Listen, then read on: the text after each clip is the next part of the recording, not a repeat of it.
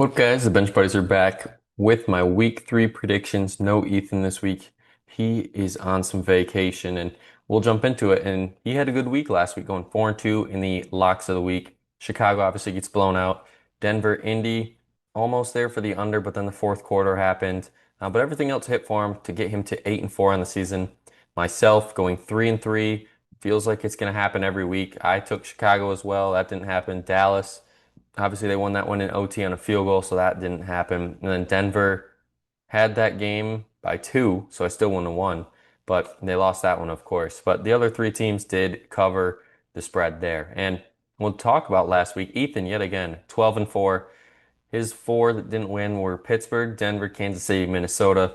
I obviously had all those same picks to get my four losses as well, plus two losses. And I took the Bears on the road in Detroit, and I took Tennessee at home against the Rams, where Ethan was the other way. But dominant performance from the Ravens, from the Lions, from New England, San Francisco, Buffalo wins by 20. I mean, Arizona took care of business when they had to, even though it seemed like it took forever. Tampa wins one late. Chargers, ho-hum, destroy the Raiders. And some surprise things is injuries. Injuries is week two, as we now can confirm Jane Daniels is out for week three. Joe Burrow's out for an extended period of time. Obviously, Justin Fields is a concussion. He's out. So this is just starting to pile up here for these injuries and for these teams. And JJ McCarthy goes down as well. So he's out for 2 to 4 weeks. So hopefully these guys can all get back pretty quick.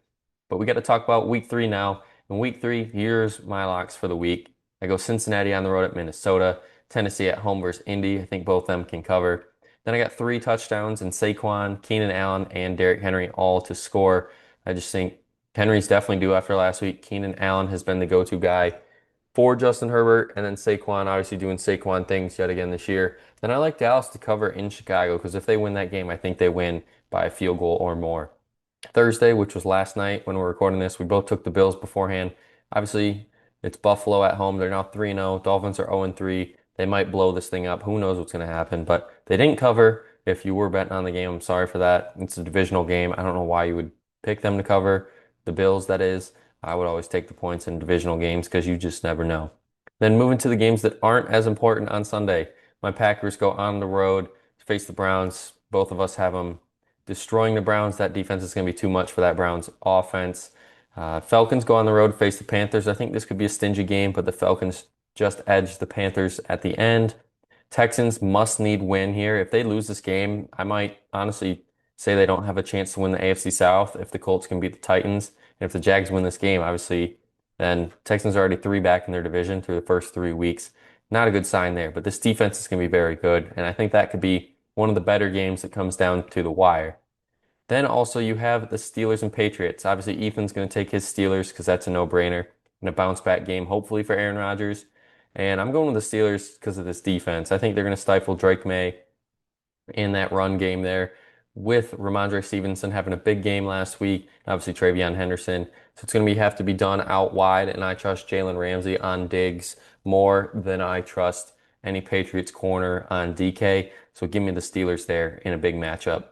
Then also the 1 o'clock game, you have the Colts and Titans. I'm going the Titans here at home. I think Cam Ward's due for his first win. The Colts are kind of like last year's Saints. They started off insanely hot, and I think they'll come back down to earth. And I think that's going to be the week this week as the Titans need a much needed win. Obviously, Ethan goes the other way. He's going the Colts here to keep their hot streak going. Commanders, Raiders, we just found out Jane Daniels is out for this week, and it's Marcus Mariota taking over the helm for Jane Daniels for a week, being extremely cautious. He probably could play, but it's only week three, and they don't want to risk it. But we're both going to go the Commanders either way. Moving to 4 o'clocks, we got Saints and Seahawks. I'm going with the Seahawks here at home. Ethan does the same.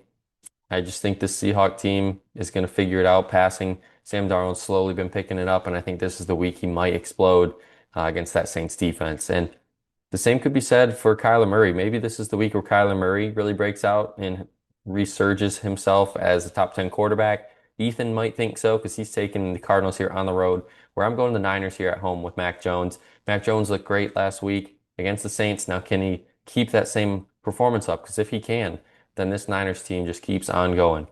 But we'll get to the bigger games of the week. Bengals, Vikings, both going Bengals here on the road.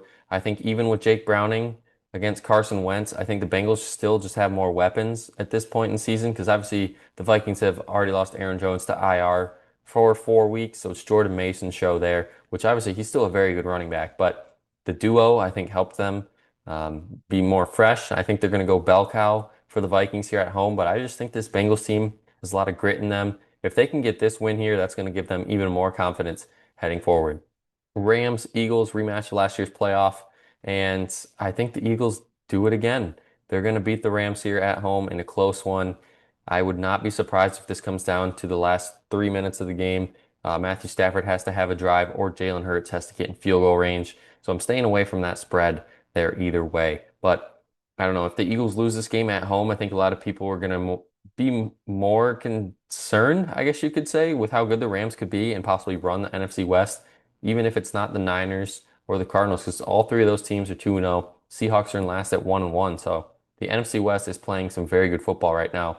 Can they keep it up here as they go across the country? And Jets, Bucks, big story here for the Jets is Tyrod Taylor's the starter. Fields is out with a concussion, meaning we're both leaning towards the Bucks way with Baker.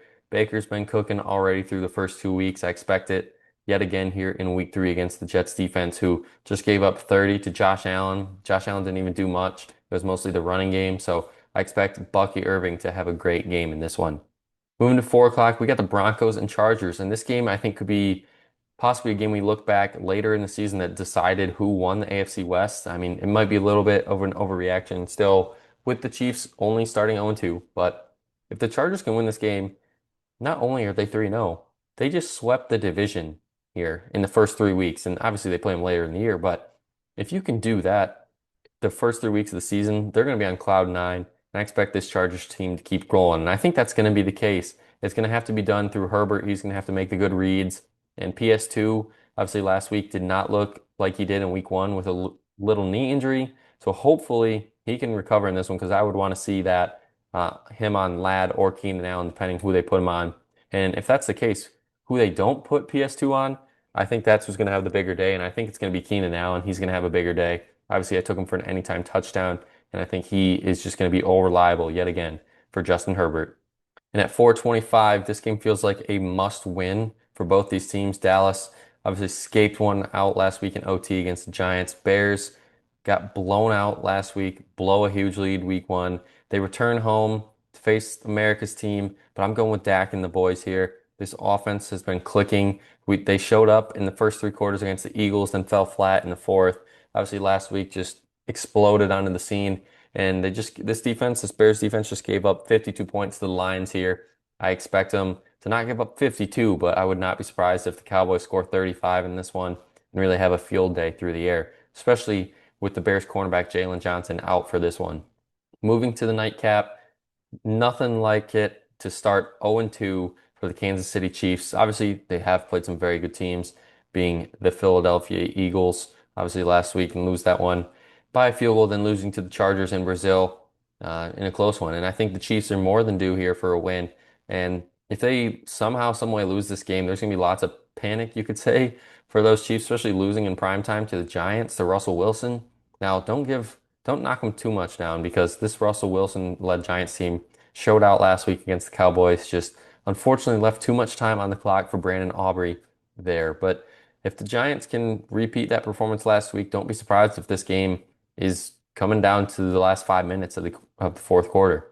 Then Monday night, a huge game, not only early in the season just to see who can get above 500, but could be some playoff implications on this game because the Lions obviously need to keep it going as they need to keep up with the Packers at this point. I know it's only a 1 game lead, but the Packers hold the tiebreaker at this point in the season already. And the Ravens, well, obviously losing to the Bills week 1 still stings a little bit, destroyed the Browns last week, and I think this offense is just going to keep on clicking. Derrick Henry is going to be more involved in this one, I think. I just don't think the Lions are going to be able to stop him as well as the Browns did last week because Myles Garrett is just a freak of nature. So give me the Ravens here at home. Ethan's the same way. You've already seen it. We only have 2 different picks this week, but that's going to, and then obviously I got to talk about our survivor picks as well. Forgot about these. I'm going with the Bucks. Ethan has not texted back. Just like for the locks of the week, I'll be inserting those next week when we'll be recording together. But I got the Bucks against the Jets this week. That's going to be it for my week 3 predictions. Check back next week to see how we did and to join us when Ethan is back. Until the next time, the Bench Buddies are out.